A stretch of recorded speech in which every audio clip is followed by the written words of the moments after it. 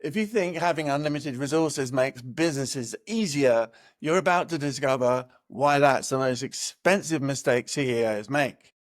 I'm David White, and I'm about to prove that starting with zero capital was the best business education I ever received.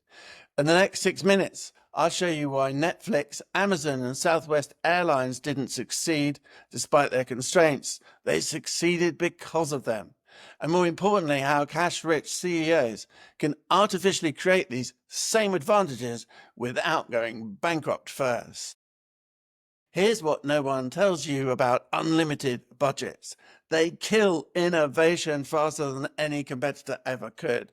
I learned this building businesses from a small flat with precisely zero in capital and a credit rating that would make a loan shark weep. Stay with me because framework 3 will completely flip how you think about competitive advantage. And the implementation roadmap? It's how Jeff Bezos maintained Amazon's startup culture even when they could afford anything. Warren Buffett said risk comes from not knowing what you're doing. But I'd add this twist. Risk also comes from having so many resources that you never need to know what you're doing. When I started my telephone marketing business generating leads for Lloyds Bank, I couldn't afford market research. So instead of spending months analyzing what customers might want, I had to immediately start selling something, anything, to survive. Turns out, real customers teach you more in a week than focus groups can teach you in a year.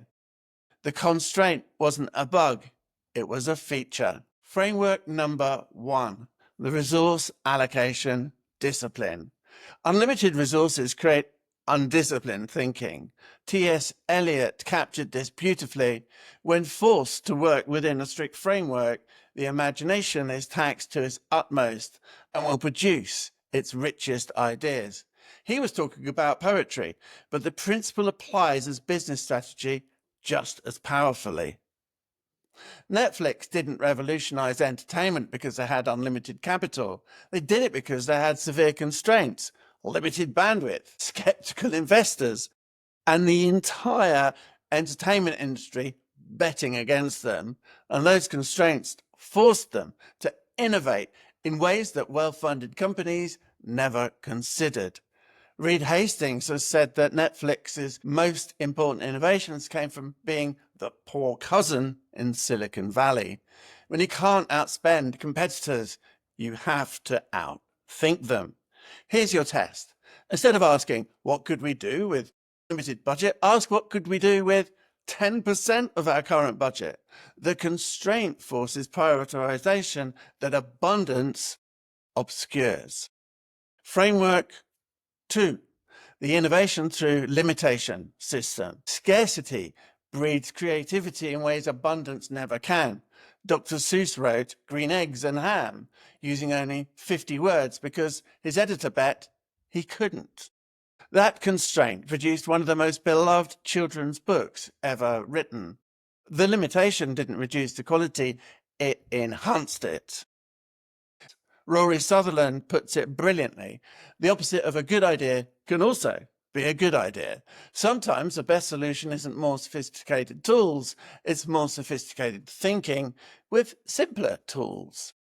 When Southwest Airlines couldn't afford the complex hub and spoke systems of major carriers, they created point-to-point routes that revolutionized air travel. The constraint became their competitive advantage. So framework 3, the competitive immunity protocol. This is where it gets interesting. Artificial constraints don't just drive innovation, they create competitive immunity. During my SEO pioneering days working with companies like Disney and Sony, I developed techniques that worked better precisely because they required more thought and less money. When well-funded competitors tried to replicate our results by throwing more money at the problem, they failed. Peter Thiel notes, monopoly is a condition of every successful business. But here's what he doesn't emphasize. Monopolies aren't built through resource dominance. They're built through constraint-driven innovation that creates unreplicable advantages. Think about it.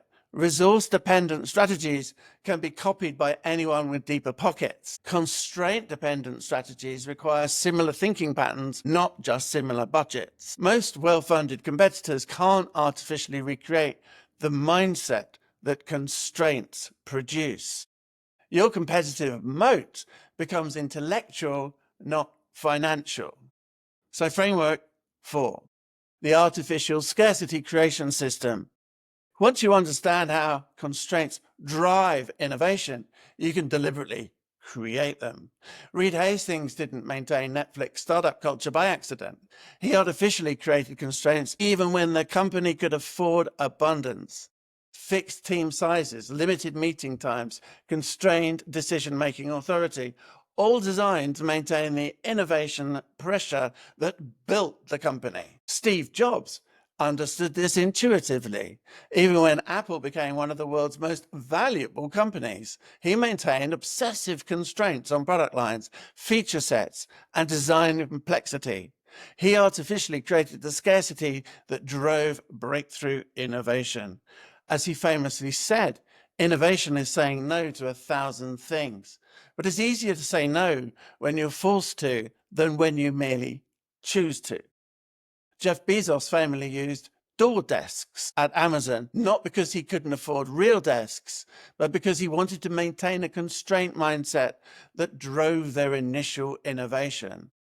Every expensive office chair was a reminder that they were becoming comfortable, and comfort is the enemy of breakthrough thinking.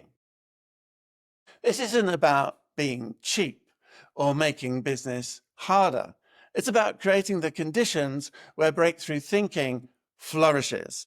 When you master the poverty framework, you develop what I call constraint intelligence, the ability to see limitations as opportunities rather than obstacles.